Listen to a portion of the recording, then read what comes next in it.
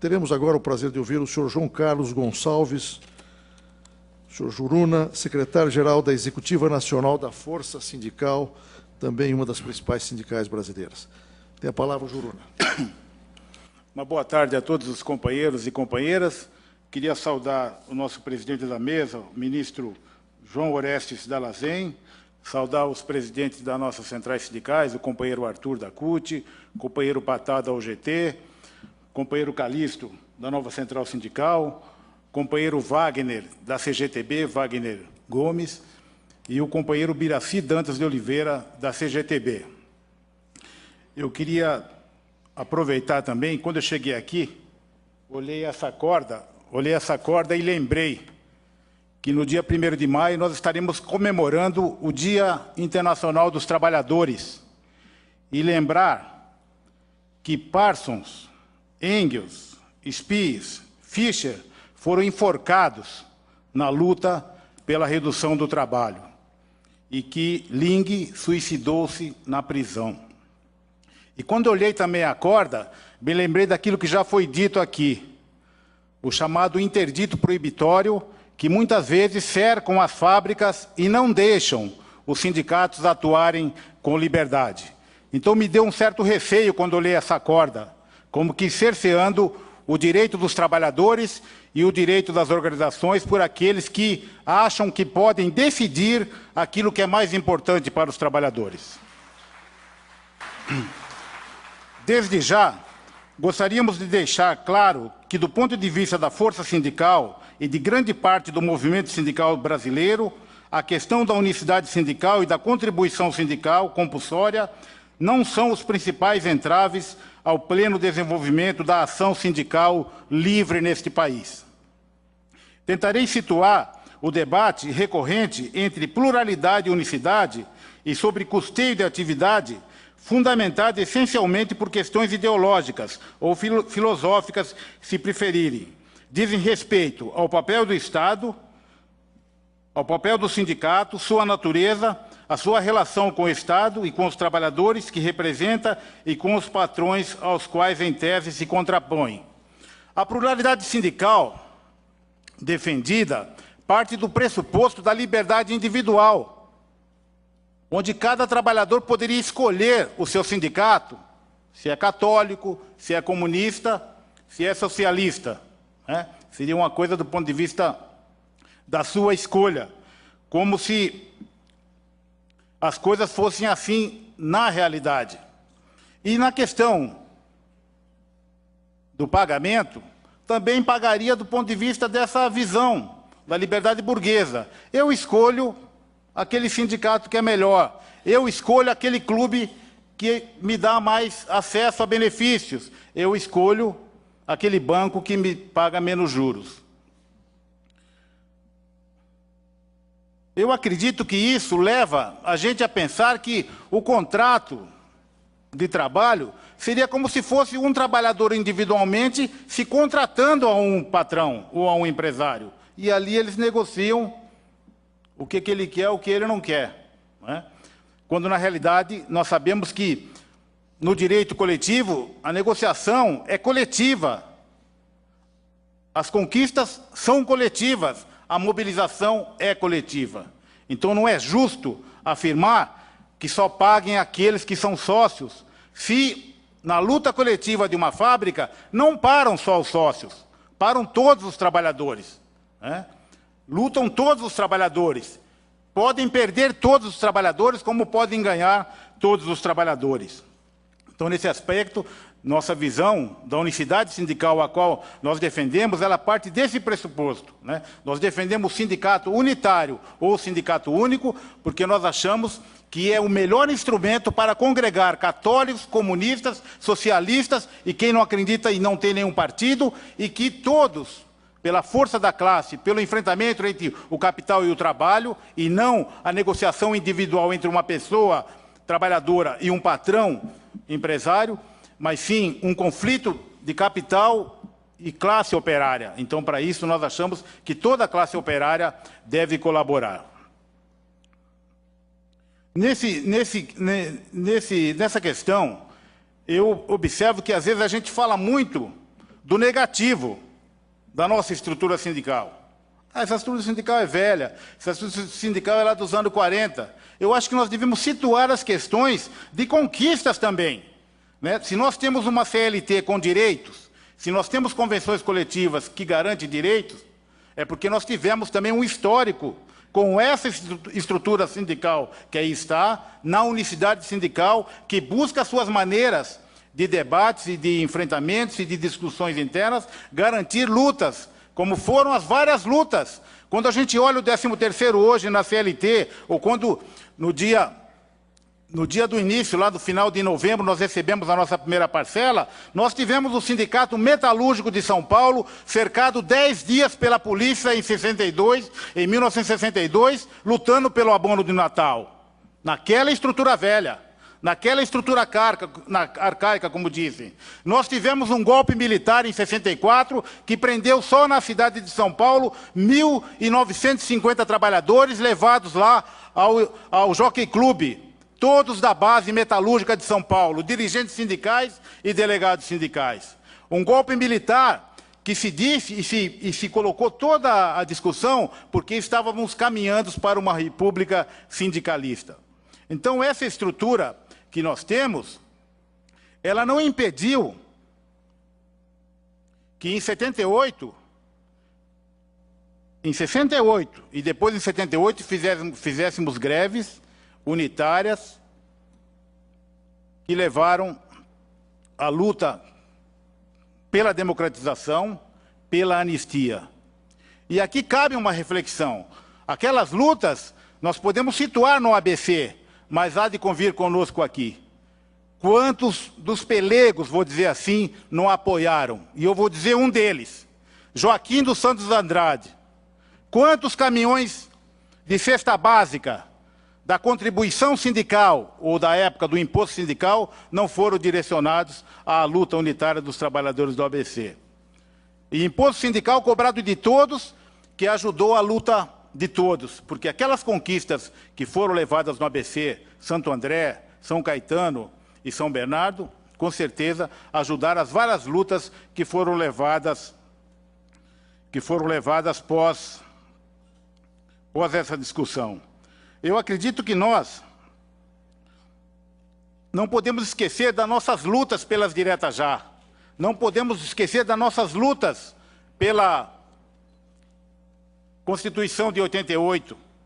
Né?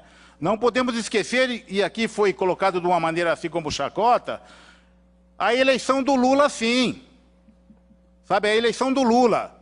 Porque quando nós achamos em 83, nós achávamos, ou achavam, porque eu também era dessa época, que os autênticos sindicalistas é que iam tocar o barco, isoladamente, que não foi verdade.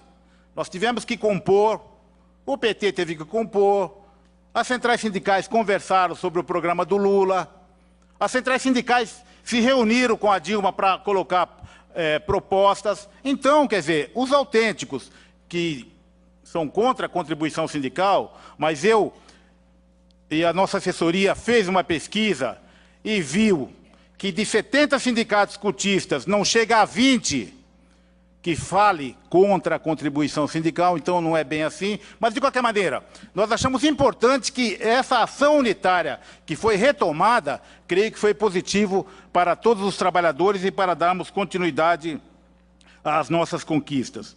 Eu creio que o balanço que nós podemos fazer não é um balanço negativo. Eu não posso pegar aqui os pequenos sindicatos, ou aqueles diretores, ou aquelas diretorias, que prejudicam a ação sindical, que vive da contribuição sindical, como se isso fosse a maioria. Porque eu poderia pegar também pessoas isoladas do Exército, pessoas isoladas do governo, pessoas isoladas do TST, pessoas isoladas de qualquer instituição, e querer queimar toda a instituição. Eu discordo dessa posição. Eu discordo porque nós sabemos que a contribuição sindical ela é fundamental aos trabalhadores. E ela só não é cerceada porque está na lei. Todos os trabalhadores aqui sindicalizados e sindicalistas sabem que agora, uma das grandes dificuldades que os sindicatos encontram na sua ação sindical, na sua convenção coletiva, é na hora da cobrança de todos. Né? O Ministério Público vem com a sua corda, que está ali, vem com a sua corda e diz, e separa sindicatos sindicalizados de um lado e não sindicalizados de outro, quer dizer, como se um só tivesse que pagar. E eu tive a chance de ter um encontro agora da CSA, em Nova Iguaçu, em Foz do Iguaçu, perdoe-me, e perguntei a um companheiro da UGT da Espanha, né? Falei, vem cá, nós vamos ter um debate assim, nossas centrais estão debatendo, os companheiros da CUT, uma conversa boa.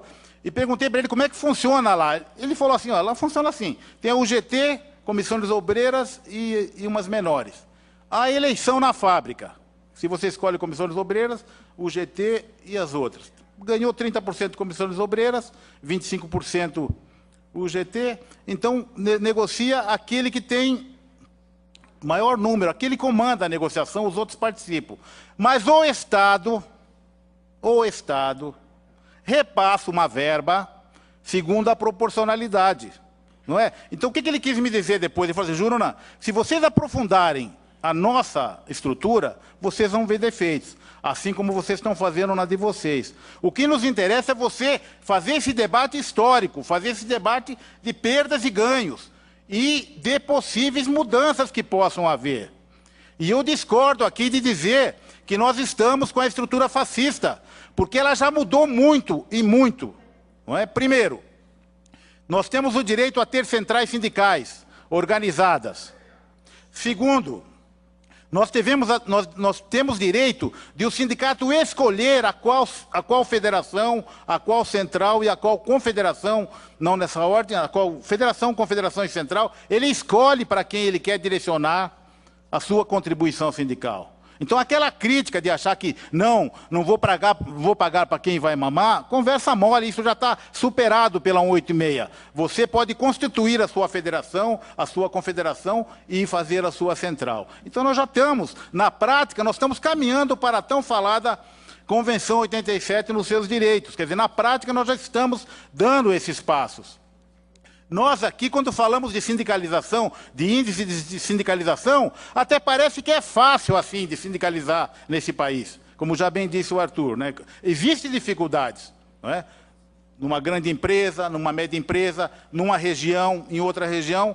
Às vezes a gente fala lá nos metalúrgicos de São Paulo, nós estamos enxugando gelo. Nós sindicalizamos 2.000 e perdemos 3.000 pela rotatividade e porque não temos a Convenção 158. Então, eu creio que nós, trabalhadores no Brasil, estamos fazendo uma experiência de mudança, de debate e de busca de coisas concretas já.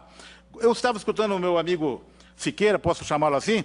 Meu amigo Siqueira colocou aqui, por exemplo, o sindicato hoje pequeno lá negocia por município, né? Não é bem assim mais, né? As federações hoje da CUT em São Paulo, Federação da Força Sindical, Federação da UGT, já congregam os sindicatos, poxa, já não há uma negociação tão particularizada, né? Já há um corpo, a central já pode se constituir por ramo. E isso eu sei que é uma experiência, não há uma regra. Eu acho que nós estamos buscando cada vez mais aprofundar esse tipo de organização nacional e esse tipo de formatação via centrais sindicais com os seus ramos. Mais do que isso, eu concordo com o Arthur aqui, em gênero, número e grau, em relação à questão dos locais de trabalho.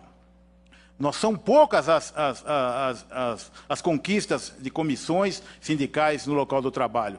Mas nós temos que falar das coisas positivas.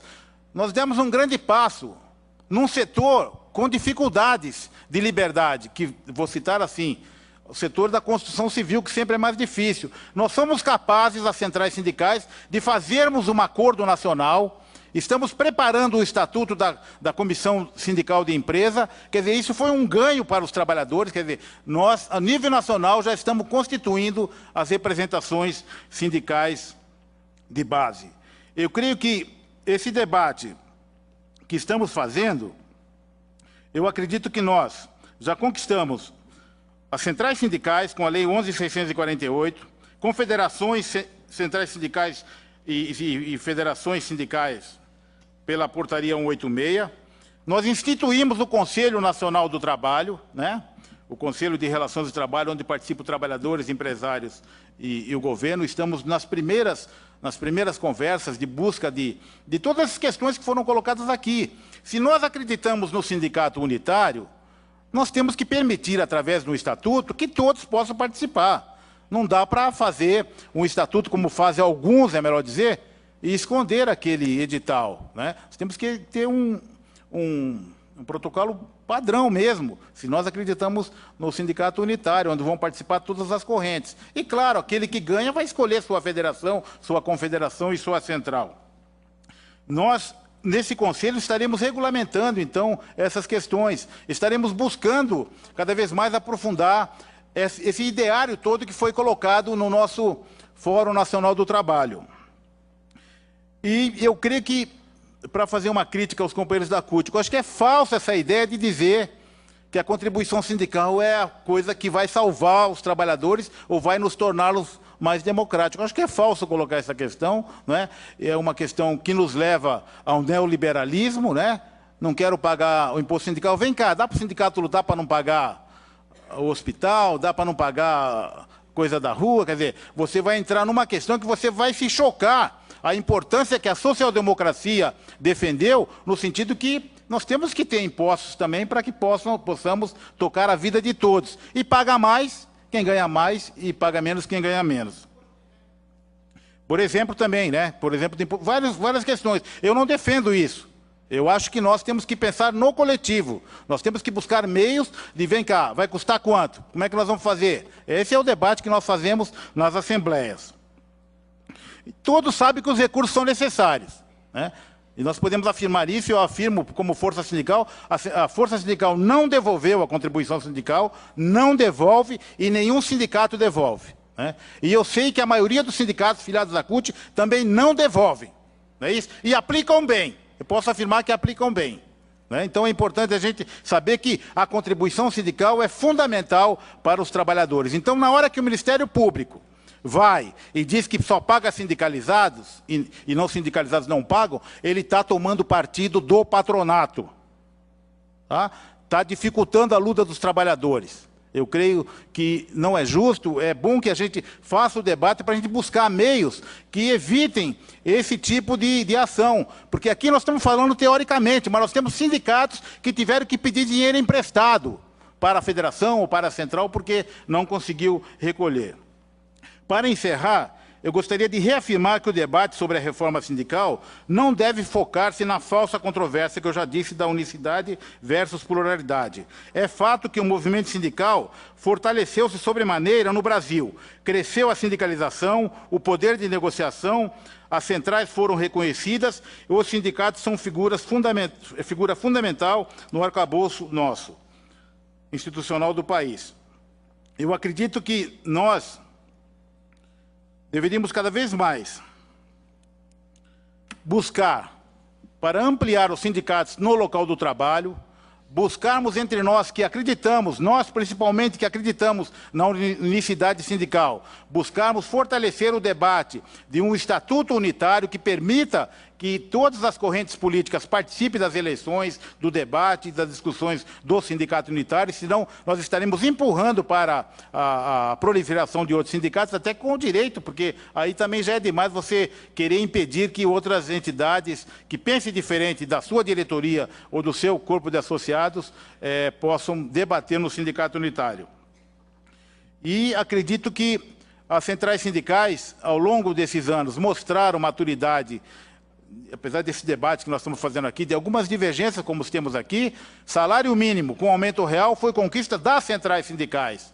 Imposto de renda na fonte, a diminuição do imposto de renda nos salários foi conquista das centrais sindicais. Foi conquista das centrais sindicais o acordo do FGTS lá na época do Fernando Henrique Cardoso. E foi conquista dos trabalhadores a democracia em que vivemos e estar nesse local aqui, debatendo no TST, eu afirmo, como se fosse uma assembleia sindical, assim, plural, com direito à manifestação e a escutar aqueles que querem escutar. Numa assembleia sindical, nós temos sim, nós temos e já tivemos cadeiradas entre nós. Empurra, empurra. É do nosso direito, é a nossa maneira de ser. Mas muitos de nós, mesmo às vezes se agredindo mutuamente, somos capazes de estar na linha de piquete na madrugada do dia seguinte. Obrigado.